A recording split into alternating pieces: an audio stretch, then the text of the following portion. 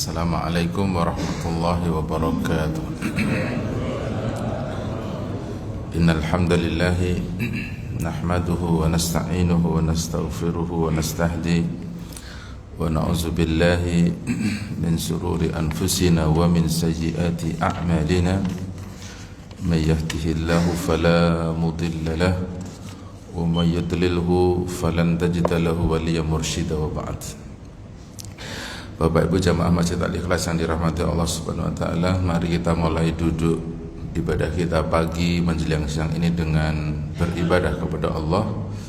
Salah satu ibadah yang sudah kita kerjakan adalah sholat subuh berjamaah, dilanjutkan dengan zikir pagi, beriktikaf di masjid yang mulia ini. Semoga menjadi wasilah, menjadi alasan, menjadi dalil Allah mencurahkan rahmat, taufik, inayah, ma'unahnya kepada kita semuanya. Mari kita bersalawat kepada uswah dan teladan kita, Nabi kita Muhammad SAW, yang dijadikan oleh Allah contoh bagi kita semuanya. Semoga kita sanggup untuk mencontohnya. Pagi hari ini kita akan melanjutkan ngaji rutin kita tentang informasi akhirat. Temanya adalah faidatut taubah, manfaatnya orang yang bertaubat. Wa qala Rasulullah sallallahu alaihi wasallam, ini hadis sudah sering Bapak Ibu dengar ya, hadis sahih ini. Kullu bani Adam khata'un wa khairu khata'in at-tawwabun. Sering kita dengar. Semua keturunan anak Adam itu salah. Sebaik-baiknya orang yang salah itu apa ya? Dosa gitu ya. Sebaik-baiknya orang yang berdosa adalah mereka yang mau bertaubat.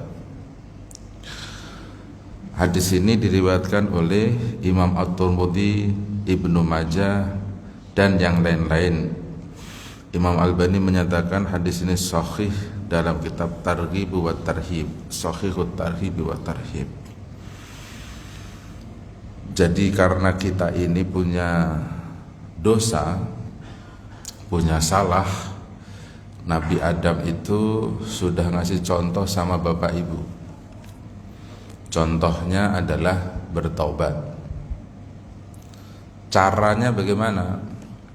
Ya harus tahu dulu bahwa perbuatannya itu salah. Jadi Nabi Adam itu dulu dilarang oleh Allah satu kalimat saja. Dan satu kalimat itu dilanggar oleh Nabi Adam. Kan larangannya wala taqraba hadhihi syajarata fatakuna minaz zalimin. Adam, kamu jangan dekat pohon itu. Kalau kamu dekat pohon itu, maka kamu jadi orang-orang yang zalim. Nabi Adam takdirnya mendekati. Nabi Adam takdirnya mengkonsumsi pohon itu. Dialognya adalah Nabi Adam berkata kepada Allah, "Ya Allah, saya memakan buah yang ada di pohon ini itu karena hasrat dorongan nafsu saya, atau sudah engkau takdirkan sebelum aku diciptakan?" Allah Subhanahu wa ta'ala menjawabnya adalah bahwa konsumsi buah larangan ini sudah aku takdirkan sebelum kamu saya ciptakan. Hadis ini diriwayatkan oleh Imam Ibnu Hatim. Bapak Ibu bisa ngecek datanya di tafsirnya Ibnu Katsir ketika menafsirkan surat Al-Baqarah tadi itu, rentetan peristiwanya Nabi Adam itu. Akhirnya Nabi Adam bilang kepada Allah, karena sudah kau takdirkan sebelum aku diciptakan, maka saya bertobat dan meminta maaf kepada engkau. Lalu Allah berkata kepada Adam, saya terima tobatnya, saya terima permohonan maafnya Adam, sehingga Adam itu dosanya sudah termaafkan. Biar tidak salah, kita jangan sampai punya ilmu, kita ini kan punya dosa warisan dari Nabi Adam, itu salah. Karena dosanya Nabi Adam itu sudah dimaafkan oleh Allah, begitu. Mana ayatnya? Yang ada di surat Al-A'raf. Ketika Adam berdoa kepada Allah bersama istrinya, karena dua-duanya yang berdosa, maka berdoanya juga berdua. Wa qala rabbana zalamna anfusana wa illam taghfir lana wa tarhamna lanakunanna minal khasirin. Kan lanjutannya itu diterima tobatnya itu. Jadi kalau misalnya yang dosa itu suami, ya suaminya wajib bertobat. Kalau yang berdosa istrinya, istrinya wajib bertobat. Kalau yang dosa dua-duanya, ya dua-duanya wajib bertobat, begitu. Ini jangan yang banyak dosa suaminya, yang disuruh pergi haji istrinya, itu salah. Karena ada banyak suami yang disuruh dampingin haji istrinya takut istrinya disuruh pergi, suaminya tidak mau pergi, banyak itu Pak. Terus saya bilang sama istrinya, coba ditanya sama suaminya, Bu, kenapa dia mau nyuruh ibu pergi haji tapi dia tidak mau ikut pergi haji? Ya jawabannya, Bapak Ibu tahulah, suami ini sadar betul mungkin cara nyari rezekinya itu bermasalah, sehingga dia nyuruh istrinya untuk pergi haji tapi dia belum mau pergi haji. Nah, kalau itu terjadi, maka pertanyaannya dilanjutkan, mau sampai kapan kita bertahan dengan bergelimang dosa? Mau sampai kapan kita mencari duit salah? Mau sampai kapan kita ini hidup keliru terus kan gitu? Apa iya Allah akan menjaga dan memanjangkan umur kita dalam kesalahan dan kekeliruan? Kan jawabannya enggak juga. Nah, sehingga bertaubat itu hukumnya wajib. Wajib Bapak Ibu ya. Wajib itu artinya dikerjakan oleh kita semuanya, karena kita ini pasti punya dosa. Nah, tinggal kita rinci dosanya seperti apa. Apakah dosanya sama Allah? Apakah dosanya kepada manusia? Kalau dosanya sama Allah, syarat tobatnya cuman ada 3. Kalau dosanya sama manusia, syarat tobatnya ditambah 1. Kan itu saja ilmunya Pak. Kalau dosanya sama Allah, syaratnya 3. 1, an-nadamu, ada penyesalan. Orang itu kalau belum nyesel, dia nggak mungkin bisa taubat. Orang kalau belum nyesel, nggak mungkin dia kenal sama Allah. Dia nyesel kalau ini begini gini, gitu. Misalnya ada orang umurnya sudah 60 tahun, dia ikut ngaji baca Quran, tapi yang dibaca Latinnya, itu gurunya pasti tahu itu. Cuman mau ditegur nggak enak, udah 60 tahun. Akhirnya dia terpaksa ikut ngaji, tapi gurunya tahu kok itu.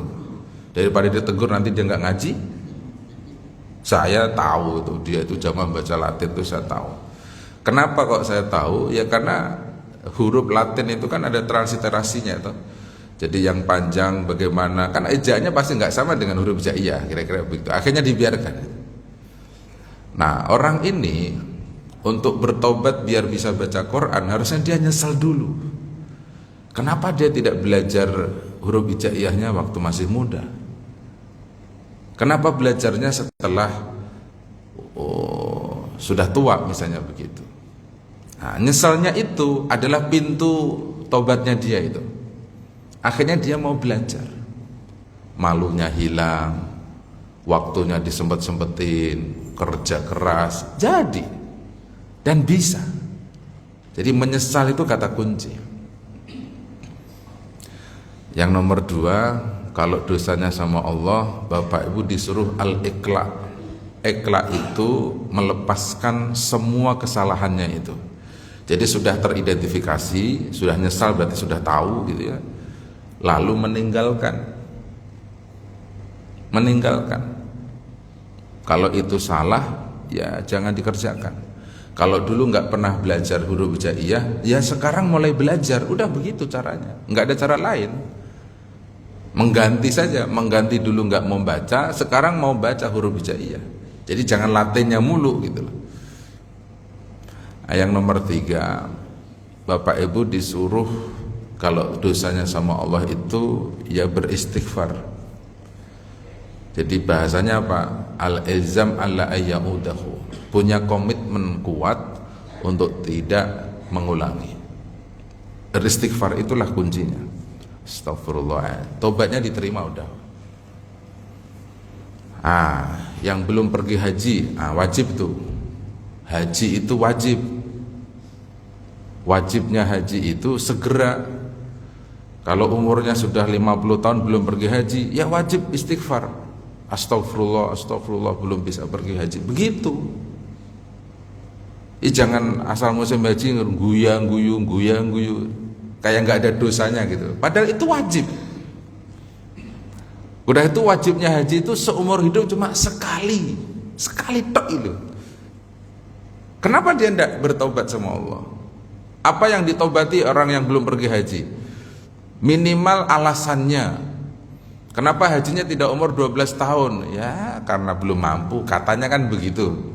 Kenapa hajinya tidak 20 tahun? Ya belum ada ongkosnya. Kenapa? Jawab aja itu pertanyaan itu. Kenapa belum pergi haji? Gitu. Jadi kalau mau dilanjutin gitu ya, kenapa nggak mau pergi haji? Ya karena nggak ada niatnya. Jadi dosanya satu aja semua itu, karena tidak ada niatnya. Niat itu apa? Ya mau mengerjakan. Niat itu hebat kan, tapi nggak usah nawaitu an akhuja fi sanatil qatimah fardholillahi ta'ala. Bukan. Jangan ngebiasain semuanya serba nawaitu gitu loh. Kalau niat pergi haji itu ya pikirannya, hatinya itu bilanglah sama Allah, ya Allah, saya mau pergi haji tahun depan. Itu namanya niat. Bapak bacanya sekarang, kalimatnya dibaca, mau pergi haji tahun depan, lalu berjalan kakinya, mau pergi haji. Insya Allah ya pergi haji, karena dia sudah niat. Niat aja kadang banyak orang takut. Niat nggak bayar itu banyak orang takut. Nggur niat tok aja kalau nggak berani gitu. Jadi yang belum pergi haji, waktu musim haji seperti ini, bertobatlah kepada Allah. Apa yang ditobatin? Rata-rata orang yang belum pergi haji itu pasti dia punya alasan. Kenapa tidak pergi haji? Jawabannya ya rumah belum lunas. Standarnya kan itu toh, mobil belum lunas, anak belum lulus kuliah. Itu aja alasannya itu. Nggak ada yang jawabnya, wah waktunya belum ada, itu kayaknya nggak ada. Duitnya belum, nggak ada yang ngomong begitu. Kenapa belum pergi haji? Alasannya rata-rata itu dah. Nggak tahu kalau di sini ada alasan beda, Bapak Ibu sampaikan aja nanti ke saya. Alasannya apa? Nanti ditanggung jawabnya di hadapan Allah. Kenapa belum pergi haji? Jadi ketika orang sudah haji semua banyak gitu ya, sekarang sudah puluhan ribu ada di Madinah, Bapak Ibu suruh beristighfar kalau belum dapat panggilan atau belum niat mau pergi haji, porsinya belum punya, nabung kayak belum. Wah harus banyak itu tobatnya, itu istighfarnya tambah banyak. Astagfirullah, astagfirullah, banyak. Solusinya yang tahun ini belum dipanggil haji, ya ikutin iklan di TV tadi itu. Amal solehnya ya berkorban. Ini jangan sampai haji kagak, korban kagak, puasa Arafah kagak gitu ya, takbir juga kagak, terus dia hidup di Zulhijjah, kira-kira begitulah. Mau nyari amal soleh yang mana nanti kalau begitu? Pilihlah dari sekarang, korban dikerjakan gitu Bapak Ibu. Nah karena tobat ini hukumnya wajib, Nabi Muhammad ngasih contoh, beliau itu dalam satu hari bertobatnya itu lebih dari 70 kali. 70 kali itu dihitungnya dari sholat 5 waktu. Istighfar 3 kali kali 5, istighfar 3 kali kali sholat sunnah, istighfar 3 kali kali begitu, 70 kali. Nabi aja 70 kali gitu. Nah, kita mau berapa kali? Tobatnya harusnya lebih banyak, melebihi Rasulullah Muhammad SAW gitu ya. Jadi karena Bapak Ibu sudah dipastikan ada dosanya dan salahnya, maka sebaik-baiknya orang yang berdosa ya cuma satu aja, disuruh bertobat kepada Allah.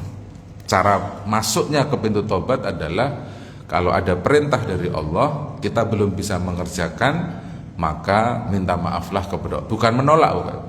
Bukan menolak, tetapi meminta maaf kepada Allah. Sambil Bapak Ibu yakini, ketika Al-Quran mengajarkan Bapak Ibu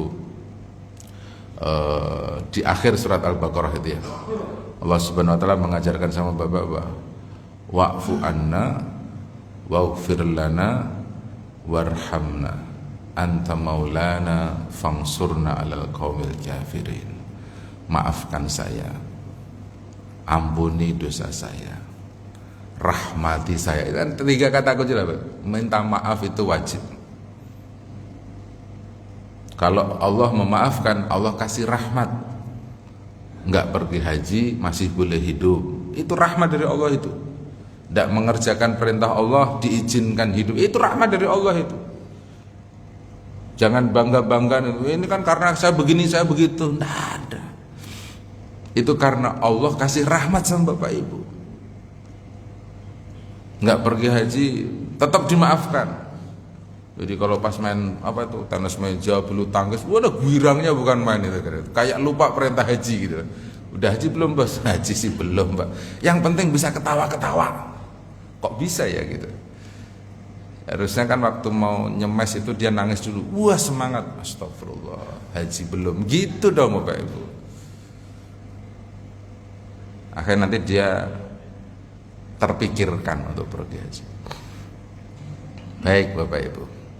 Fa idza ra'a al-miskinul ladzi amila su'a wa qad ahatat bihi al-qurub wa taradafat alaihi al-humum wal khutubi wa aswadu wajhu minaz zulumati wad dunub wa qad ghadiba alaihi 'allamul ghuyub wa ra'al ladzina tabu min ikhwanihi wa ahlihi wa ashabihi wa jiranihi qad fazu bil mulkil kabir wal hisabil yasir wal libasi sundusi wal harir.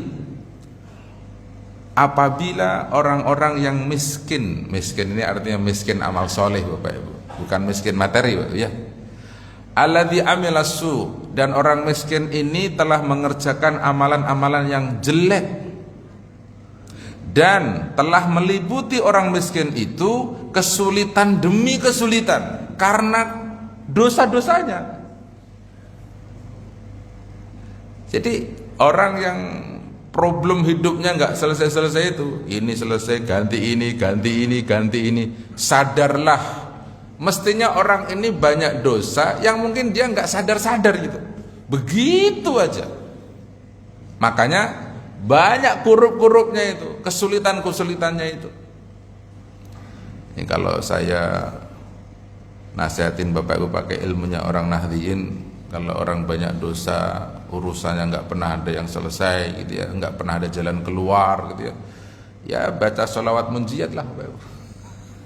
Orang Nahdliyin ini, Allahumma sholli sholatan tunjina biha min jamil ahwali wal afat wa taqdiyana biha jami'al hajat wa tutahhiruna biha min jami'is sayyiat wa tarfa'una biha indaka 'alad darajat wa tuballighuna biha aqsal ghayat min jamal. Itu orang Nahdliyin. Bacanya sholawat aja mereka. Semoga kesulitan-kesulitannya terurai. Itu. Ya, Bapak Ibu silahkan cari dah amaliyahnya apa. Yang penting kalau punya dosa jangan dibiarkan. Karena dosa itu prinsipnya menutupi. Jadi kalau dalam bahasanya Al-Quran itu fi qulubihim marad fazadahumullahu marada walahum azabun. Itu prinsip dasarnya. Kalau dosa itu pasti masuknya itu ke hatinya. Jadi kalau Bapak Ibu itu mengerjakan sauda, amal jelek, satuk tabu fi qalbihi nuqtatan sauda. Kalau ada satu dosa dikerjakan, maka dosa itu ada satu titik noktah hitam di dalam hati Bapak Ibu. Ada dua titiknya, ada 3 dan selanjutnya. Semakin banyak dosa, maka semakin gelap hatinya. Akhirnya para ulama menggambarkannya seperti apa? Hatinya Bapak Ibu itu seperti cermin. Cermin bersih, Yang kalau Bapak Ibu ngaca itu Bapak Ibu kelihatan sama dengan wajahnya. Kalau wajahnya bersih, ya bersih. Kalau wajahnya baik, ya baik. Tapi mereka yang berdosa, cermin itu kotor. Bapak Ibu wajahnya cakep, karena cerminnya kotor jadi kotor. Cerminnya pecah, wajahnya Bapak Ibu cakep, tetap aja jelek karena cerminnya pecah. Jadi cermin itu adalah hatinya kita. Kalau cerminnya bersih, bagus, tidak ada dosanya, cakep Bapak Ibu. Fisik boleh jelek, tetapi karakternya bagus. Fisik boleh nggak baik, tetapi dermawannya masa begitu akhirnya. Maka Nabi kasih tahu, kalau ada noktah-noktah hitam itu, cara membersihkannya adalah sakula bil istighfari wa taubati. Dibersihkannya itu hati pakai taubat dan istighfar, udah bersih. Gitu Bapak Ibu. Satu-satu kudu dipretel-pretelin ini. Harus diurai gitu ya. Biar tidak ada kesulitan demi kesulitan. Wajahnya menghitam karena dosanya banyak. Minaz zunubi wad dulumat wa qad ghadaba alaihi alamul ghuyub, dan telah murka kepada orang miskin ini Allah yang maha mengetahui yang gaib-gaib. Makanya dosa disebutnya ada dua. Ada dosa yang sembunyi-sembunyi, ada yang terang-terangan. Sendiri-sendiri atau berjamaah, waktu gelap atau waktu terang, itu diurai itu. Makanya haji itu jadi solusi. Haji itu kan disebutnya sebagai penghapus dosa. Apa kata Nabi? Man hajja al-baita walam yarfus walam yafsuk kharaja min zunubihi kayaumin waladathu ummuhu, rawahul Bukhari. Orang yang pergi haji tidak pakai rofas, tidak pakai fasik, tidak pakai jidal, pulang dari haji itu dia baru lahir dari rahim ibunya, bersih. Orang kalau baru lahir itu masih suci. Karena suci, ya hatinya masih kinclong Bapak Ibu. Kinclong itu ya tak ada noktahnya sama sekali. Kita kalau periksa hati kita kan, jantung diperiksa kan, ada penyakitnya apa enggak gitu. Ini kalau penyakitnya urusannya dosa, ya nggak bisa terdeteksi oleh mikroskop lah Bapak Ibu. Karena dia nutupinya secara ilmu alam gaib, ilmunya Allah. Oh ini dosa yang nulis saya kok gitu, dipakein alat yang nggak muncul lah Bapak Ibu.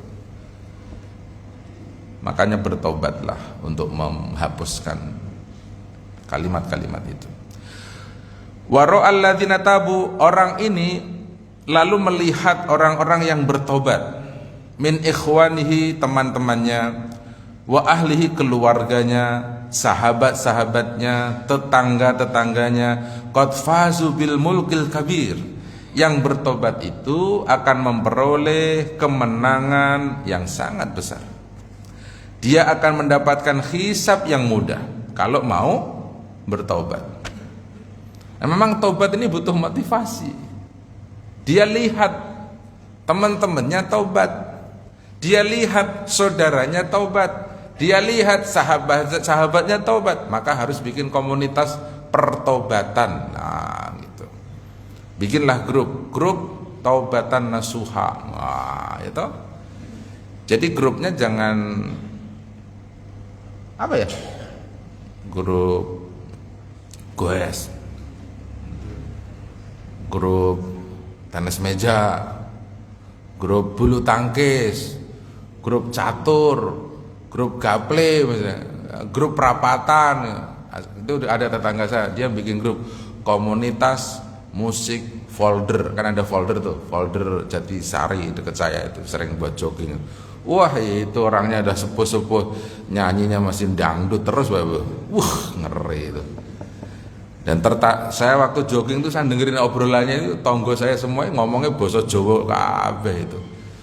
Goyang le, kata wih itu, wah ngeri cah kata saya ini.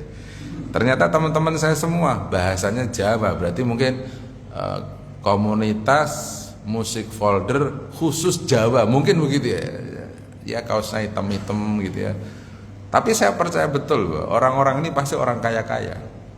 Nggak mungkin kalau nggak orang kaya bisa bikin grup seperti itu, nggak mungkin. Ada orang bikin grup kok naruh sepeda, itu pasti orang kaya. Karena yang kuat beli sepeda itu kan identik orang kaya-kaya. Karena kalau yang nggak punya duit pasti nggak beli sepeda kan gitu. Udah itu sepedanya bagus-bagus ya, berarti ini orang kaya-kaya. Cuman kenapa sih kok grupnya kok ya musik wis tuwek-tuwek gitu loh Pak Ibu. Ya Allah Gusti, ini orang bisa baca Quran apa enggak gitu ya. Tapi tak pikir-pikir ya, memang hidup itu memang pilihan sih Pak Ibu. Saya bayangin mereka ini mungkin dengan begitu bahagia. Jangan-jangan di rumah juga nggak ada istrinya.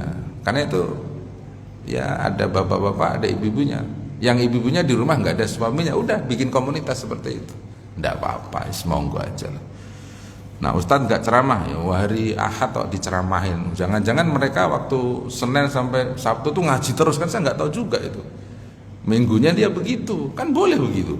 Daripada ngaji terus nggak pernah guyang-guyu, stres juga nanti dia kan Bapak Ibu. Kan memang hidup harus dibagilah, ada tasliyah, ada hiburan, ya harus begitu ya. Jadi kalau dokter bilangnya olahraga itu kan menghilangkan stres gitu ya, ya olahraga lah. Caranya macam-macam itu kan, namanya olahraga, mengerjakan hobi kan gitu ya. Ada itu grup begitu. Nah coba Bapak Ibu setelah ngaji ini bikin grup pertobatan. Wah, itu apa aktivitasnya? Ya satu, nyesel dulu lah. Nyesel kenapa enggak dari dulu sih? Begini kan biasa itu, nyesel itu. Yang satu juga ngomong, hari ini nyesel apa? Nyesel saya. Dulu saya mau begini nggak jadi, sekarang jadi begini. Yang satu lagi apa? Nyesel saya. Kenapa nyesel? Gini. Ah, gitulah. Dari penyesalan itulah nanti ada solusi. Jadi apa? Orang bertobat butuh teman, tidak sendiri. Makanya Nabi Adam waktu tobat itu ya sama istrinya. Minta maafnya sama Allah berdua-dua. Jadi bertobatlah berduanya. Kemudian apa? Walibasu sundusin, dan dia akan pakai pakaian dari mutiara. Wal harir, sutra. Bapak Ibu di dunia nggak pakai sutra nggak apa-apa, asal bertobat nanti akan pakai sutra. Karena bertobat itu jadi kata kunci. Kalau tobatnya diterima, maka Bapak Ibu akan mendapatkan keberuntungan, kemenangan yang besar. Kemudian apa manfaatnya tobat? Wa nadru ila wajhis samiil basir. Bapak Ibu bisa melihat ke wajahnya Allah yang Maha mendengar dan Maha melihat. Itu syaratnya taubat. Jadi taubat itu banyak faedahnya. Kalau diurai ya satu-satu. Faedahnya orang bertobat, nomor satu, dia akan mendapatkan keberuntungan yang besar di hadapan Allah. Yang nomor dua, mendapatkan hisab yang mudah sesuai dengan Al-Quran itu. Yuhasabu hisabai yasiro, mudah hisabnya. Artinya hisabnya mudah itu seperti Nabi, kalau umat Muhammad ini dihisab pasti semuanya celaka. Maka Nabi nyebutnya apa? Dzakal arud. Kalau umat Muhammad itu nanti akan diarut-arut, itu pemeriksaan biasa, bukan dihisab secara detail gitu, di apa ya, umum gitu loh. Wajahnya sudah ada wajah Nabi Muhammad gitu ya, cahaya-cahaya wudu, ini umat Muhammad ya. Belum, gitulah kira-kira. Percayalah, umat Muhammad yang tahlil nggak tahlil itu nanti akan begitu. Karena kalau pakai hisab pasti celaka kata Nabi. Maka hisab itu untuk selain umat Muhammad, bapak ibu itu akan diarut. Dzakal arud. Arud itu pemeriksaan biasa, ya biasalah, suruh lewat. Ya maaflah kalau bahasa Indonesianya beginilah. Namanya arud itu ada Pak Haji umur 80 tahun naik Vespa, depannya polisi 4 gitu ya. Dia pura-pura nggak lihat aja, itu Vespa ngacir aja padahal nggak pakai helm, lampunya mati, ditokno aja itu. Benar nggak? Lihat Bapak begitu ya.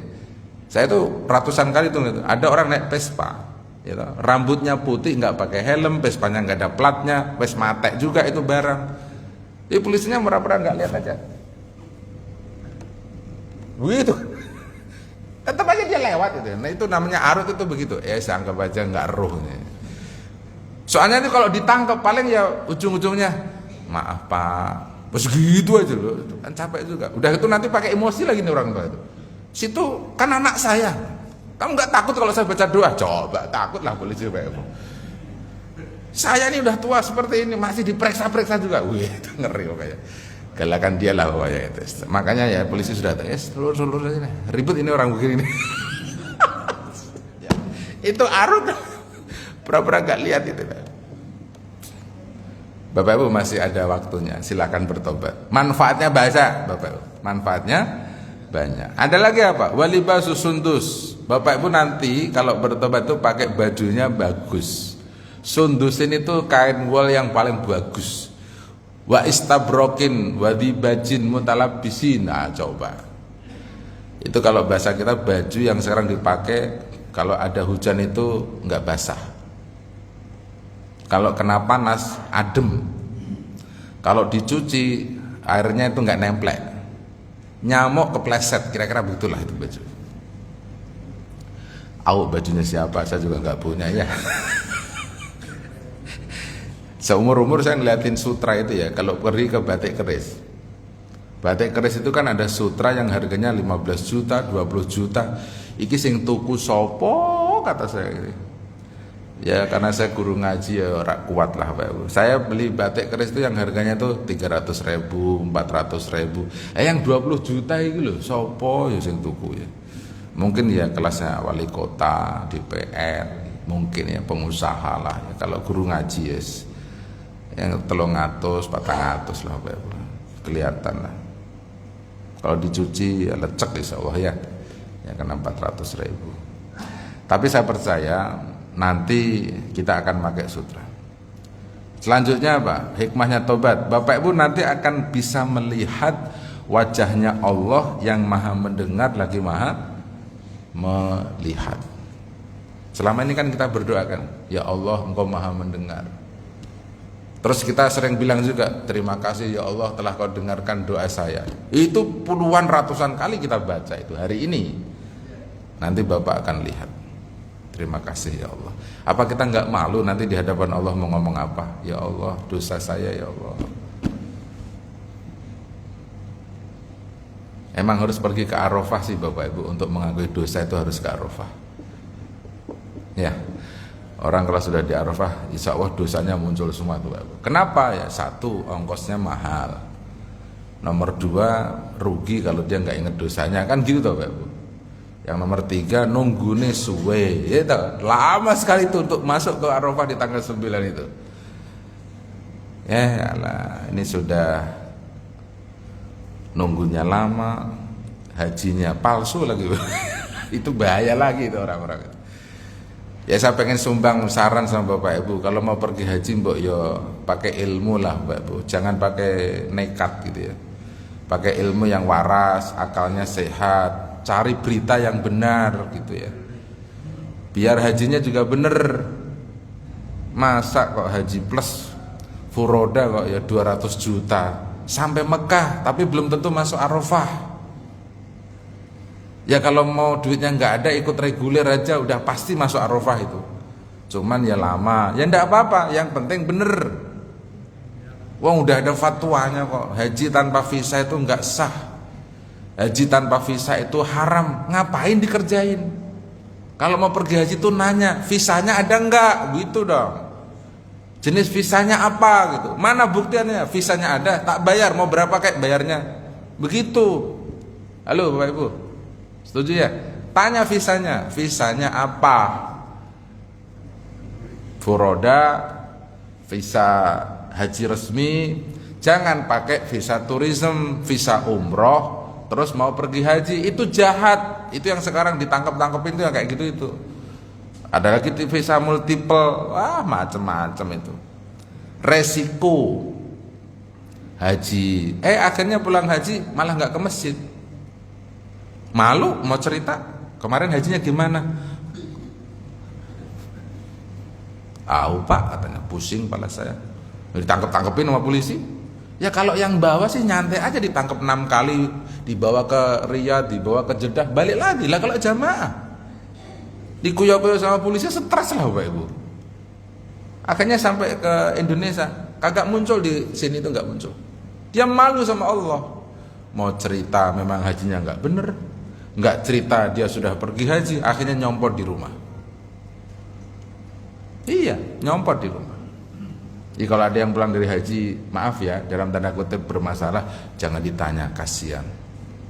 Ya biarkan aja lah dia. Yang tahu cuman dia sama Allah saja. Saya cenderung memaafkan itu. Dia sebenarnya tidak salah. Salahnya adalah kenapa dia tidak nyari berita yang benar, itu saja menurut saya. Bapak Ibu silahkan pergi haji tapi yang benar. Karena haji sekarang Masya Allah tabarakallah. Wa ra'a nafsahu qad khasira wa khaba wa harrama sawab. Sebelum dia bertobat Bapak Ibu, orang ini melihat dirinya itu pasti rugi, pasti menyesal. Wa harrama sawab, dia tidak akan boleh menerima balasan atau pahala. Dan dia pasti akan dihisab, dan dia akan dihalangi dari Allah Subhanahu wa ta'ala, Rabbul Arbab. Jadi kalau tidak bertobat masih ada dosanya, nggak bisa lihat Allah. Orang kalau tidak bertobat nggak akan pernah ketemu sama Allah. Isinya itu maksiat terus. Kalau diajak maksiat gampang, diajak dosa semangat, tapi diajak baik sulit. Itu cirinya orang banyak dosa itu begitu. Jadi kalau ada orang yang semangatnya itu cuma nyehatin fisiknya, Bapak Ibu, itu cirinya dosa itu mulai numpuk di situ. Jadi joggingnya itu sebelum sholat subuh, coba. Waktu sholat subuh tuh dia gembrobyos gitu loh. Fisiknya sehat, tapi hatinya sakit. Ya kalau mau olahraga itu ya habis sholat subuh lah. Kalau mau olahraga kan memang kalau nanya-nanya dokter gitu, dokter Tirta itu saya dengerin. Olahraga yang paling baik, yang membakar lemak paling cepat itu habis maghrib persis. Dan padahal kalau di agama habis maghrib sampai isya itu waktu yang paling mahal, kan kontra ini. Makanya saya sadar ya orang Australia itu kalau olahraga jogging itu habis maghrib semua, kan nggak ada yang sholat itu. Saya pernah pergi ke Australia 4 kali tuh. Habis maghrib itu semua orang olahraga di reservat itu. Oh, mereka nggak sholat subuh tapi olahraganya kuat.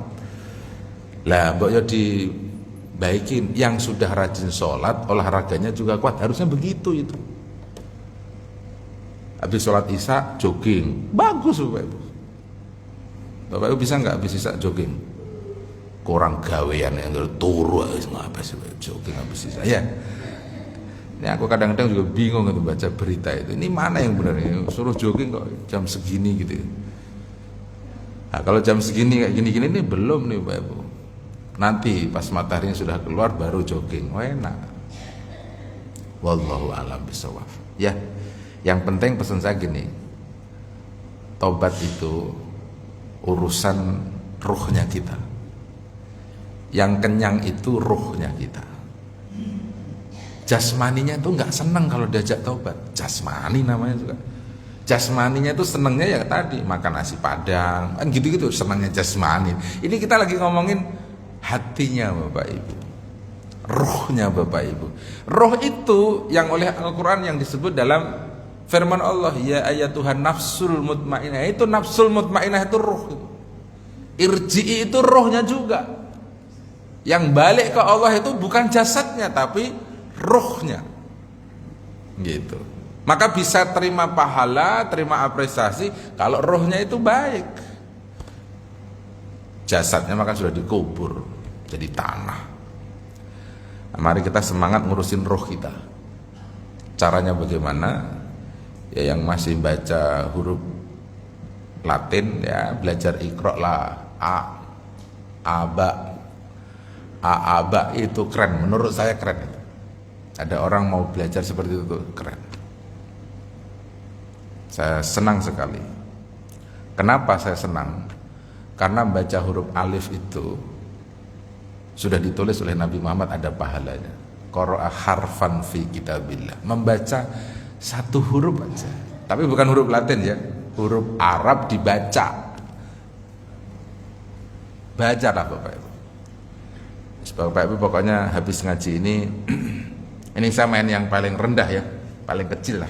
Bacalah huruf jaiyah. Nggak bisa baca Quran, baca alif aja. Tiap hari baca alif. A.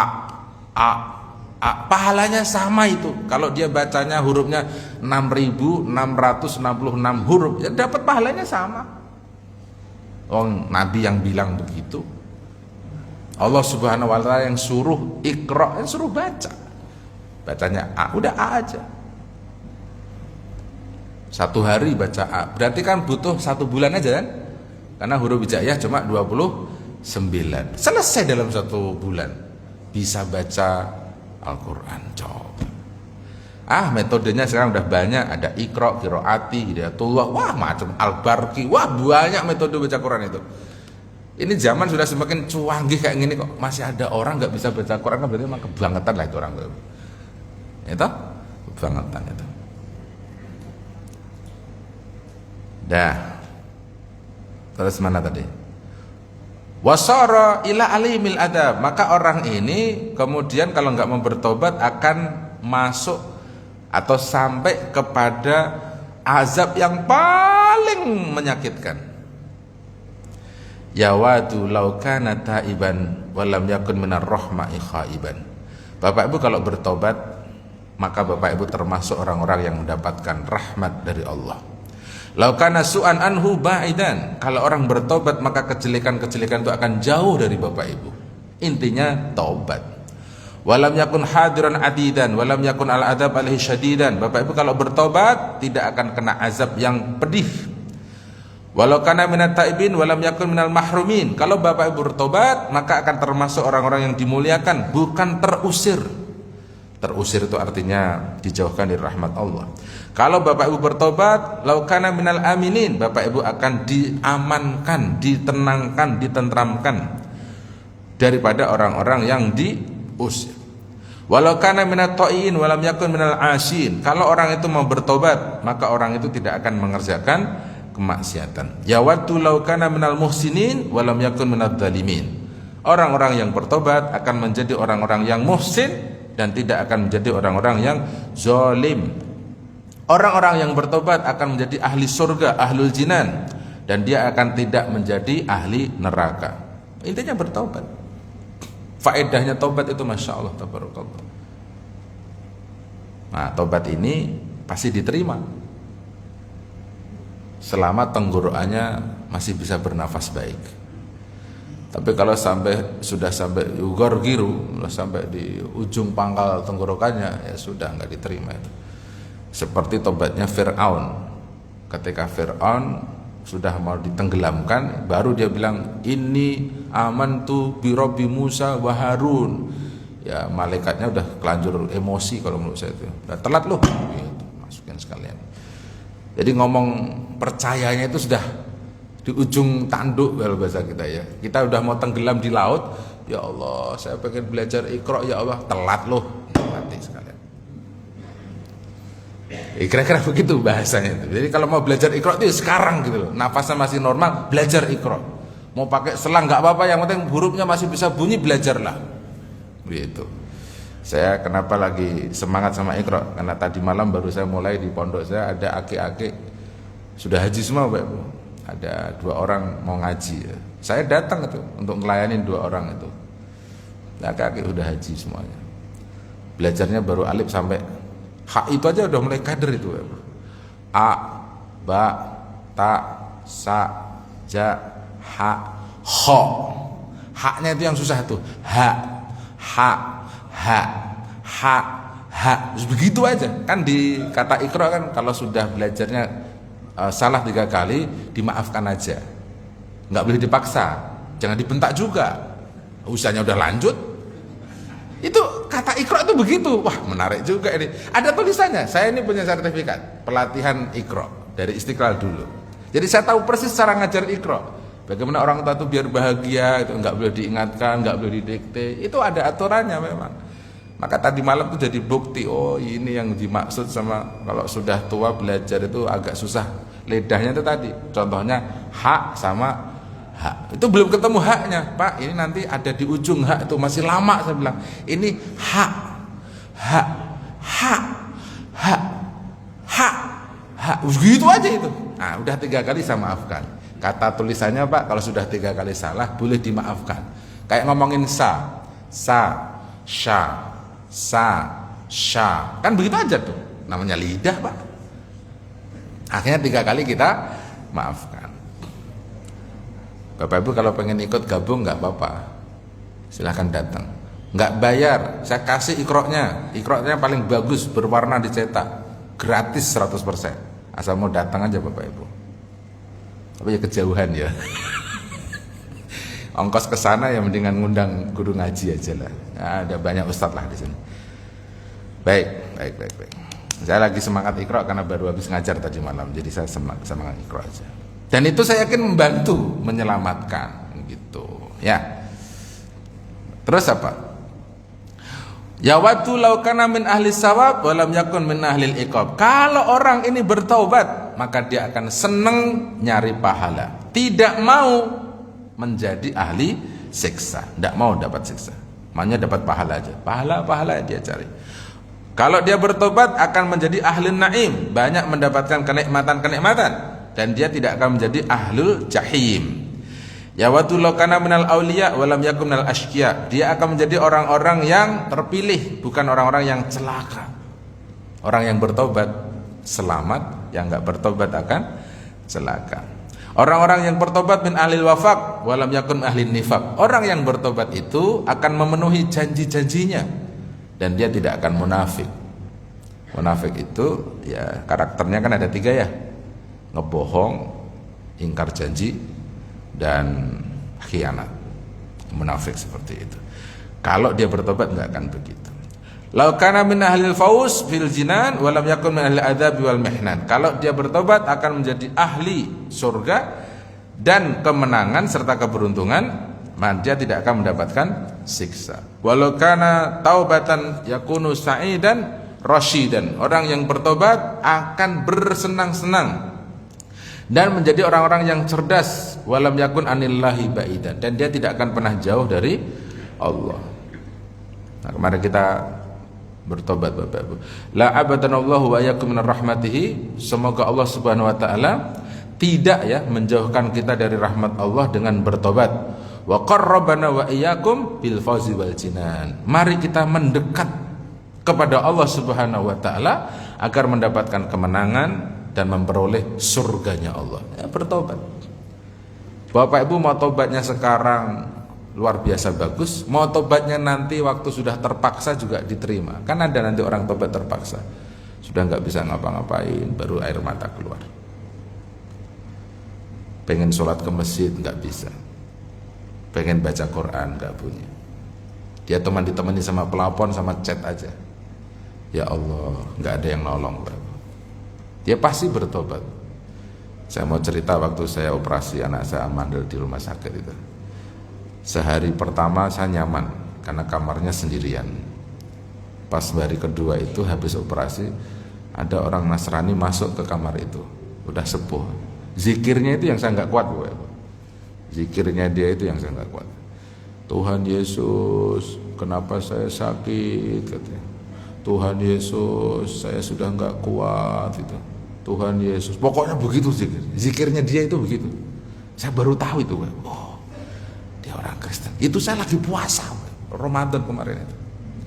Ya Allah, saya mau buka puasa itu, kalimat itu terniang-niang dalam telinga. Anak saya terganggu banget itu. Ini apaan sih kata gini. Waduh, ciloko nih kata saya. Artinya apa? Agamanya apa saja, kalau sudah begitu sama zikirnya. Yang disebut adalah Allah Subhanahu wa taala. Yang sakitnya orang Islam pasti dia istighfar juga, astagfirullah. Sakit ya Allah, begitu. Saya bertobat ya Allah. Pasti begitu toh, Bapak masa mau nantangin. Iki loro opo nih kok yo ora ilang-ilang, pasti enggak mungkin begitu. Semakin dia begitu, semakin sakit.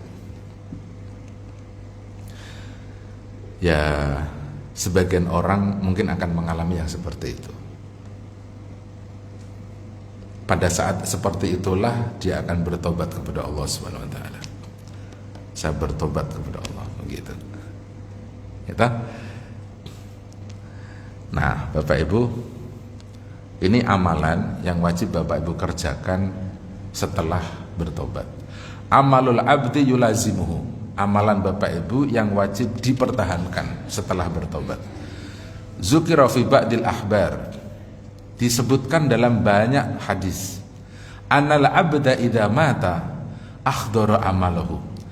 Sesungguhnya semua hamba apabila dia hendak meninggal dunia, akhdara amalahu kulluh inda ra'sihi. Kalau ada orang mau meninggal dunia, semua orang itu akhdara amaluhu inda ra'si. Seluruh aktivitasnya orang itu akan dihadirkan, muncul di kepalanya. Dulu saya begini, dulu saya, itu muncul di kepalanya, di pikirannya, di matanya itu muncul. Oh iya gitu. Saya punya dalil valid betul ini. Itu peristiwanya mertua saya. Waktu mau menjelang meninggalnya itu, tiba-tiba anaknya dipanggil istri saya. Dia bilang gini, Ibad, anaknya Ibad, nama panggilannya Ibad. Baba itu punya hutang. Tapi sebenarnya sih Baba nggak ngerasa hutang. Soalnya kan modelnya orang dagang dulu itu kan berasnya dikirim dari Kuningan, terus beliau jualan di Jatinegara. Modelnya begitu dulu dagangnya itu. Nah, waktu dikirim itu beras, sudah habis berasnya, kok si Pak Haji ini nggak ngirim beras lagi, katanya sakit. Akhirnya sekali pengiriman itu kan 1,5 gitu ya. Nah, itu terhutang karena belum dibayar. Muncul itu Pak di telinganya mertua saya itu. Tolong dibayarin utang saya. Ah, repotnya alamatnya nggak tahu. Gitu. Repotnya itu alamatnya nggak tahu. Tapi mertua saya tahu kalau yang ngirimin beras itu ABRI. Rumahnya dulu di Kuningan. Tanya-tanya teman katanya pindahnya ke Bandung. Pokoknya antara Kuningan sama Bandung. Udah meninggal. Nah, ini aku punya duit 1 juta. Yang 500 ya suruh ngurusin mantulah ya. Mantunya saya kan. Akhirnya sehari setelah dimakamkan, saya pergi ke Bandung. Bawa uang itu. Saya cari-cari, pertama nyari informasi ke pusat informasinya TNI AD di Bandung. Cari, Pak ada orang yang namanya ini enggak Pak, gini. Katanya sih orangnya sudah meninggal nih Pak, gini. Dia bilang enggak ada. Cari lagi itu ke perumahan ABRI AD, sekitar situ juga. Sampai malam jam 8 itu kita enggak temu data itu. Akhirnya saya sholat di salah satu masjid di komplek di situ. Terus saya ketemu pengurusnya. Pak, mohon maaf Pak, saya ini pengen nyarutangin utangnya mertua saya. Sudah meninggal katanya punya hutang 1,5. Tak cari-cari dari pagi nggak ketemu. Saya mau nitip hutang ini tolong diterima buat kepentingan masjid. Nggak mau nerima Pak.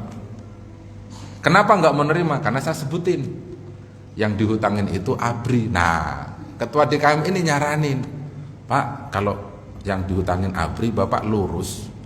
Nanti kira-kira 200 meter sebelah kanan itu ada komplek, ada masjidnya ABRI Pak, Angkatan Darat itu. Bapak ke situ aja. Saya pergilah ke situ. Karena sudah jam 8 malam kan nggak ada pengurusnya Pak. Adanya kotak amal tok di situ. Dijaga, saya masuklah ke dalam. Saya sholat sunnah tahiyatul masjid. Saya masukinlah ke kotak amal. Bismillah ya Allah, ini saya bayarin mertua saya hutangnya 1,5 di masjid kompleknya ABRI. Mungkin yang punya duitnya ini ABRI lah, pokoknya ada di sini. Saya pulang ke Bekasi udah begitu. Diterima sama Allah ya alhamdulillah, nggak diterima ya pasti diterima menurut saya. Yang penting sudah saya bayarin. Ya kalau ada orangnya tak mintain kwitansi lah Pak. Tanda terima pembayaran utang pasti begitu. Karena nggak ada gimana. Masa saya nggak jadi bayar ya, saya bayar.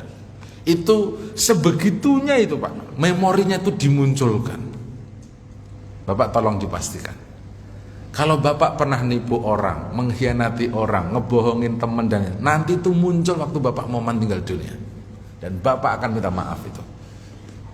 Teman tolong maafin aku ya. Emang selama ini yang nipu sampean itu aku sih. Ya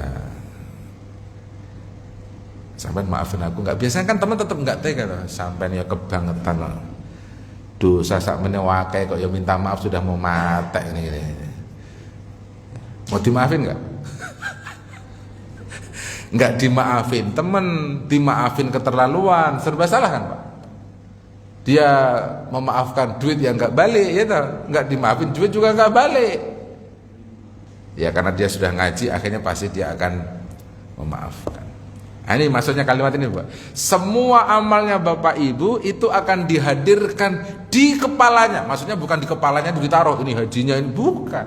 Memorinya muter itu, inget kayak gitu semua. Itu loh, Pak Ibu. Dia muncul, akhirnya keluar air mata. Makanya kalau kita nungguin orang sakit kenapa keluar air mata? Ya mungkin dia lagi ingat dosanya.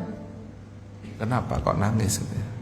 Saya ingat ini, saya ingat itu, saya ingat gitu. Ini cara kita ngurus orang sakit kan pasti keluar air mata. Wajar itu, Pak. Kenapa? Jangan tanya kenapa. Akhdara jami'u amalihi inda ra'sihi. Hadir semua amalnya, Bang, dikerjakan itu. Khina yughassil khairan kana aw syarran, coba. Ketika orang ini mau prosesi meninggal dunia, proses mau dimandikan itu, maka amal-amal itu hadir untuk diperingatkan, baik amal yang baik maupun yang buruk. Maka ada yang tersenyum, ada yang nangis. Yang tersenyum itu mungkin dia lagi ingat-ingat, ya Allah, saya sudah pergi haji, ikhlas saya, ya Allah. Begitulah, dia senang aja. Kan orang kalau pergi haji mabrur, balasannya surga. Maka pesan saya yang mau pergi haji besok, pesan saya satu aja, silahkan pergi haji, tapi Al-Qur'annya tolong dikerjakan. Kalau haji itu kan kalimatnya jelas ya. Jadi al-hajju ashhurum ma'lumat. Faman farada fihinnal hajja fala rafas wala fusuq wala jidala fil hajj. Itu larangan 3 itu waktu Bapak Ibu sedang ihram haji. Ndak boleh rafas, ndak boleh fusuk, ndak boleh jidal. Waktu pakai kain ihram sudah dimulai. Mulai dari tanggal 8 Zulhijjah kalau mau tarwiyah sampai nanti tanggal 13 Zulhijjah nafarsani. Jangan rofas, jangan fusuk, jangan jidal. Dengerinya enak, dengerinya gampang, cuman lingkungan sosialnya yang bikin susah ngerjain. Bapak Ibu pada waktu itu sedang ada di Mina yang udaranya panas, tendanya sempit, toiletnya sedikit, makanannya mungkin bisa telat, air putihnya bisa tidak ada. Bapak Ibu disuruh tidak boleh ribut. Bisa enggak? Halo? Diam semua. Karena dulu mungkin haji kita ribut pada waktu itu. Berantem pada waktu itu. Rebutan ini itu pada waktu itu. Sulit Bapak Ibu. Tolong dibayangkan sulitnya Bapak Ibu waktu Armuna itu untuk nyari surga. Panasnya waktu di Armuna itu Nabi Muhammad Ibrahim juga mengerjakan. Sehingga kita bisa haji serius kalau paham filosofinya, begitu loh maksud saya. Bapak Ibu, alhamdulillah ya saya pergi haji sampai hari ini ya, saya tidak pernah itu berantem ribut gitu ya. Saya nikmati aja, panas ya saya diem aja, zikir apa, baca Quran apa, gitu aja. Karena kalau kita konsentrasi kanan kiri mata kita itu, ya yang ada komplain, yang ada kita ngerutu, yang ada kita emosi, kesel dan lain sebagainya. Udahlah, dinikmati aja pakai zikir. Tapi susah jelasin seperti ini sama banyak orang. Pesan saya itu aja, yang mau pergi haji, silahkan ayat ini dikerjakan. Dengerinya gampang, cuman lingkungan sosialnya sulit. Itu aja masalahnya. Nah, ilmunya apa? Pastikan ya, Nabi Ibrahim itu waktu pergi ke Mina, waktu di Arafah, dulu nggak ada tendanya. Itu aja, pastikan itu. Nabi Muhammad juga nggak ada tendanya, nggak ada karpetnya, nggak ada toiletnya, nggak ada makanannya. Maka beliau pergi ke Mekah dulu, ngambil air zam-zam, pakai gelas untuk persiapan Armuna. Zam-zam tok bekalnya itu. Sekarang Bapak Ibu Masya Allah ada tendanya, coba. Ada cateringnya, coba. Ada kurmanya, coba. Bapak Ibu anggap aja lagi di Armuna itu seperti Nabi. Oh, Nabi Muhammad dulu juga begini. Insya Allah dia sabar. Insya Allah dia ilmunya baik gitu. Oh iya dia sabar. Komplain. Sabar bagaimana Ustaz? Kita kan bayar mahal Ustaz. Gitu. Sombong dah. Saya kalau ada jamaah ngomong gitu Pak, saya tantangin. Duitnya Bapak nanti kita kembalikan aja. Pulang aja sono. Gitu. Bapak bayar berapa? 90 juta, kita balikin. Yang kayak gini-gini nih balikin aja duitnya. Kalau memang ngomongin duit, haji itu bukan ngomongin duit, ngomongin ikhlas apa ndak ikhlas. Kita ini nggak nipu sampean, wong jelas listnya kok Nilo. Armina itu punyanya Saudi, bukan punya kita. Bayar per pack itu, per kepala tuh dihitung itu. Meterannya yang dikurangin, kan kemarin begitu kasusnya itu, Pak. Kalau dulu jamaah itu tahun dulu tuh kan satu orang itu 90 cm, tahun-tahun dulu. Sekarang itu 50. Bapak kalau 50 gimana tidurnya coba? Jadi kayak goreng tempe, tahu? Goreng tempe, tahu? Jadi tempe dipotong, dimiring-miringin gitu loh, Pak. Ini orang suruh miring coba, gimana tuh? Terus udaranya panas, kakinya satu sama yang lainnya numpang-numpangan, apa enggak repot itu, Pak? Terus disuruh sabar coba, gimana itu? Susah itu, Pak. Akhirnya ya tugasnya guru ngaji jelasin, Pak, Nabi Muhammad dulu malah nggak pakai apa-apa, Pak. Ya Bapak mau terima ya kayak seperti ini, nggak terima insya Allah ini juga selesai juga, Pak. Karena harinya terus berlangsung kan, Pak. Tanggal 11, 12, 3 berlangsung pasti habis juga. Bapak mau ngomong apa terserah. Nah, kita ngasih ilmunya saja. Maka tolong sabar itu bawa 1000. Sabarnya itu 1000, bawa satu-satu. Ya, kita doakan semoga yang pergi haji mabrur ya, Pak ya. Dikasih sabar, ya, dikasih sehat, itu penting, Pak. Kalau kita sekarang mendoakan, nanti giliran Bapak pergi akan didoakan, itu ajalah. Wa idza shalla alaihi wa madha ila qabri, dan apabila jenazah ini disolatkan lalu dibawa ke kuburannya, wang sarafan nasu anhu, dan manusia semuanya meninggalkannya, baqa amaluhu ma'ahu fi qabrih, yang akan tinggal di kuburannya adalah amalnya tok. Halo Bapak Ibu, yang tinggal apa? Amalnya tok. Wala yazalu ma'ahu fi qabrihi ila yaumin yakhruju min kuburih, dan dia tidak akan pernah berhenti, tidak akan pernah meninggalkan orang tersebut di dalam kuburnya sampai nanti dia keluar dari kuburnya tersebut. Yang nemenin itu amalnya, yang nemenin itu taubatnya, yang nemenin itu alifnya, a itu yang masuk ke kuburan, Bapak Ibu. Maka jangan sampai masuk kuburan kok nggak bawa Al-Quran. Maka doanya waj'alil Qur'ana fil kuburi munisa. Ya Allah, semoga huruf hijaiyah ini di dalam kubur nanti jadi cahayanya. Coba, itu luar biasa. Ya, semoga yang hadir di sini semuanya sudah fasih baca Al-Qur'annya. Ya, amin insyaallah. Fa idza kharaja ma'hu, apabila jenazah ini keluar dari kuburnya, maka ikut keluar amalnya bersama dia. Fa idza qutima ilal hisab istama'a amaluhu, apabila dia dipanggil untuk menuju hisab, istama'a amaluhu kulluh khairuhu wa syarruh, semua amalnya yang baik maupun yang buruk itu dikumpulkan waktu mau dihisab. Hatta harakatuhu, sampai-sampai Bapak ya, pergerakannya Bapak Ibu itu nanti muncul tuh pahalanya, geraknya baik atau geraknya buruk, kakinya langkah yang baik atau langkah yang buruk, nanti muncul semua itu. Makanya saya itu percaya banget ya, haji itu mudah Bapak Ibu, mudah. Selama Bapak Ibu sudah niat dan kakinya berjalan, udah pasti jalan haji.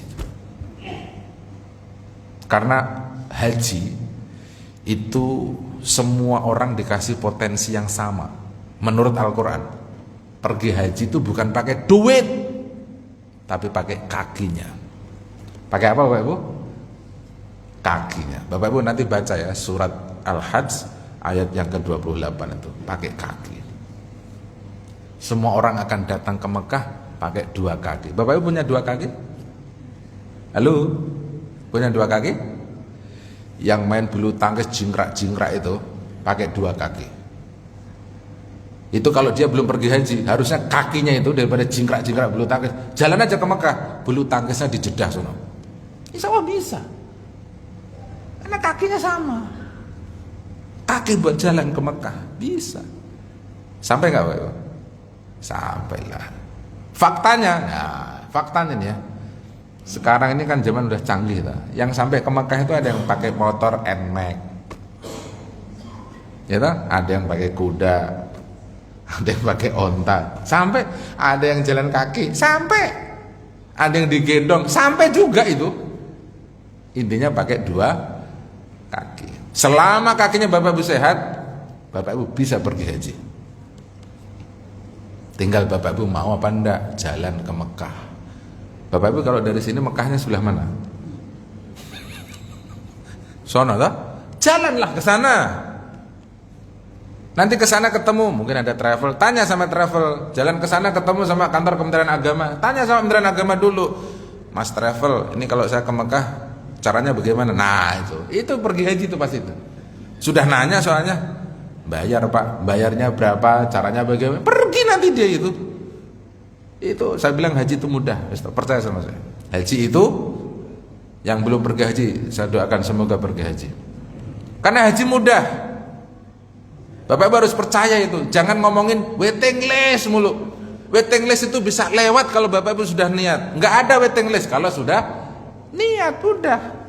Niat itu Allah yang nulis. Haji itu kalau sudah niat Allah yang ngerjain. Oh, situ sudah niat, Allah nulis itu. Caranya, ilmunya, takdirnya, pergi dia Bapak Ibu. Ya toh? Haji itu mudah. Percaya sama saya. Kenapa mudah? Ya karena kita sudah membuktikan. Kita sudah membuktikan. Saya bukan orang punya duit lah, kaya juga kagak. Tapi saya punya niat pada waktu itu. Niat mau pergi haji. Jalan Bapak Ibu. Pergilah Bapak Ibu. Ini kadang-kadang saya ngomong begini, di belakang sana itu ada yang ngomong gini. Ini emang wilayahnya Ustadz nih, nyuruh haji mulu, dia mah nggak pernah ngerti hidup kita. Gitu dia. Yang nyuruh haji bukan Ustadz, Allah Subhanahu. Yang nyuruh haji bukan Ustadz, Nabi Muhammad yang suruh, bukan saya. Saya cuma jadi penyambung lidah aja. Silahkan pergi haji. Haji itu wajib, seumur hidupnya satu. Udah. Nanti muncul tuh Bapak Ibu ya. Harokatuh muncul. Pergerakannya Bapak Ibu tuh muncul. Makanya tadi saya bilang kalau ada yang olahraga semangat gitu ya, itu nanti muncul hisabnya itu. Ini kok tubuh diajak olahraga, mulu kok hatinya nggak diolahragain sih? Pakai istighfar, pakai tobat, pakai sholat, kok enggak sih, gimana sih gitu? Maka biar seimbang jasmani dan rohaninya tadi. Jasmaninya digerakkan, rohnya juga dimuliakan dan dibahagiakan. Wa anfasuhu, termasuk nafasnya Bapak Ibu itu. Buat apa nafasnya juga dimunculkan.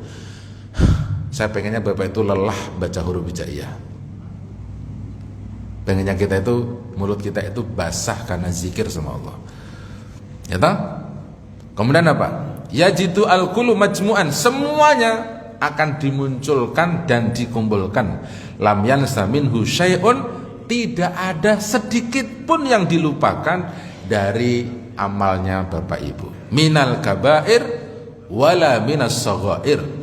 Baik amalannya itu besar maupun amalannya kecil. Mulai dari baca A sampai ke Arafah itu muncul semua nanti. Dosa juga begitu. Mulai dari dosa kecil, cuman gerutu, gedumel gitu ya. Tiba-tiba muncul juga itu gedumelnya gitu. Kalau belum gedumel kan nggak muncul kan nggak dosa itu. Orang itu kalau cuman gerutu doang kan belum ada dosanya itu. Kesel banget sama Mariono, hari ketemu nyuruh haji mulu, dia nggak ngerti susahnya saya. Itu kan gedumel tuh. Itu kalau begitu nggak dosa. Tapi waktu dia cerita sama teman di luar masjid, Mariono itu emang ngeselin ya, begitu. Baru dosa itu. Ini Bapak kalau di sini gedumel nggak apa-apa.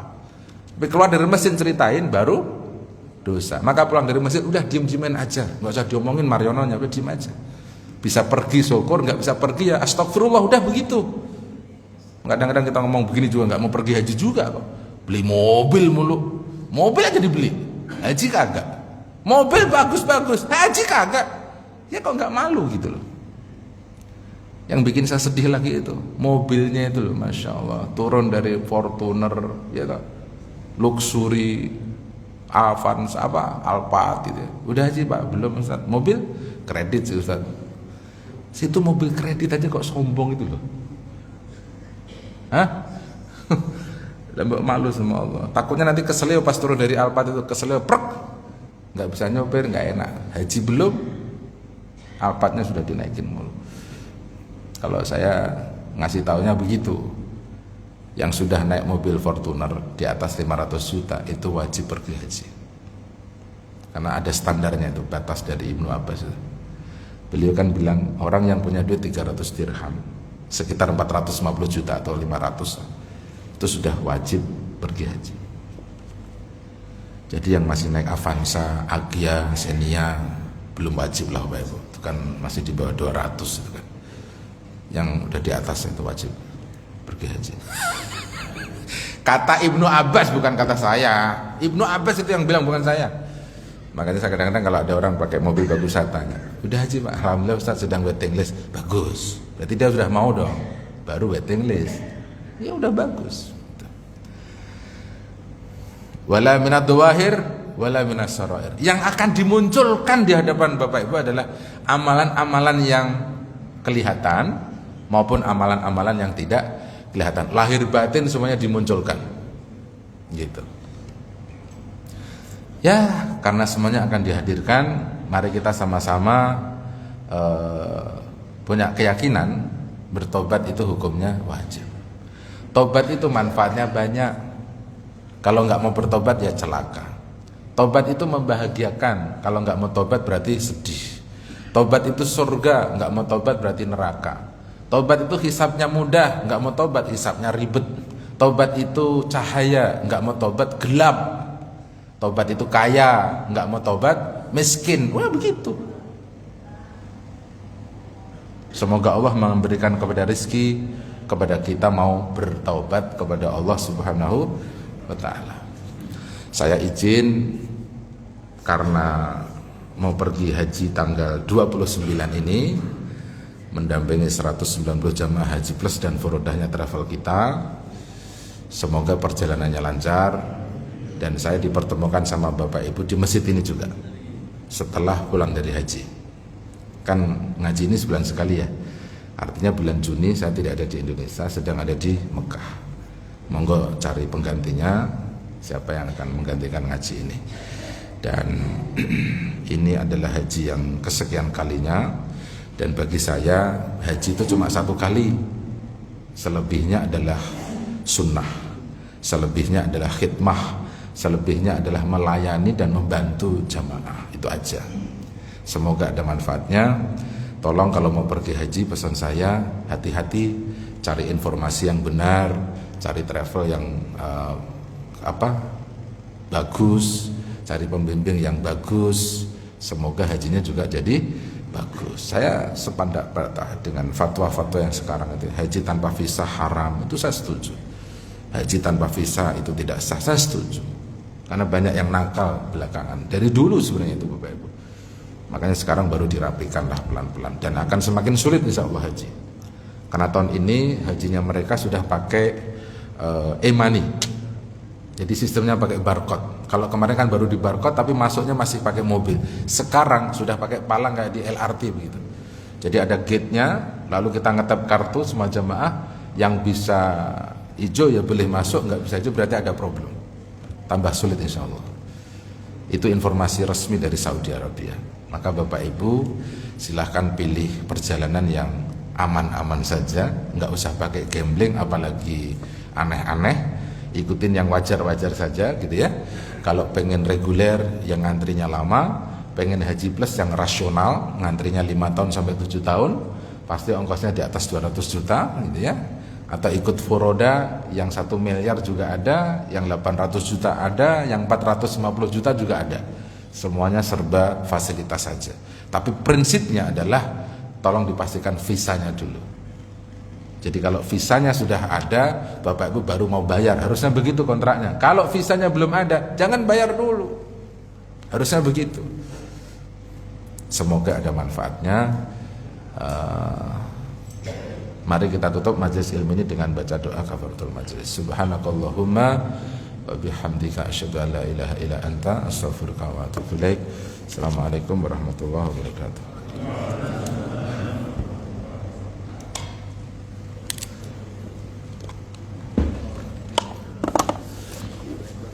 Kelas